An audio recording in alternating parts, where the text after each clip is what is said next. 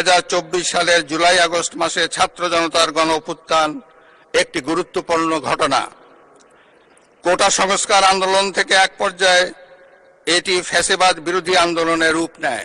আমি 2024 সালের July August ছাত্র জনতার গণঅভ্যুত্থানে শহীদ ও আহতদের এবং দীর্ঘ 1.5 দশকের ফ্যাসিবাদী শাসন আমলে গুম, খুন, বিচার বহির্ভূত হত্যাকাণ্ড এবং ফ্যাসিবাদ বিরোধী আন্দোলনে নির্যাতন ও নিপীড়নের শিকার সাধারণ মানুষ ও রাজনৈতিক দলের সদস্যবৃন্দকে কৃতজ্ঞতার সঙ্গে স্মরণ করছি।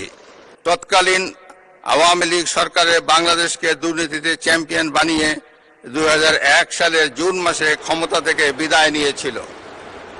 2001 সালের অক্টোবর মাসে পূর্ববর্তী সরকারের রেখে যাওয়া দুর্নীতিতে চ্যাম্পিয়ন বাংলাদেশের দায়িত্ব নিয়ে বেগম খালেদা জিয়ার নেতৃত্বাধীন সরকার দুর্নীতি দমনে কঠোর পদক্ষেপ গ্রহণ করে।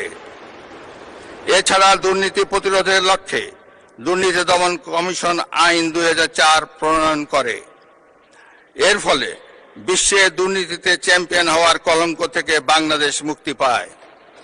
2006 সালের অক্টোবর মাসে বিএনপি যখন রাষ্ট্র ক্ষমতা থেকে বিদায় নেয়, তার অনেক আগেই বিশ্বে দুর্নীতিতে চ্যাম্পিয়নের কলঙ্ক থেকে মুক্ত হয়ে বাংলাদেশ এশিয়ার ইমার্জিং টাইগার হিসাবে স্বীকৃতি পায়।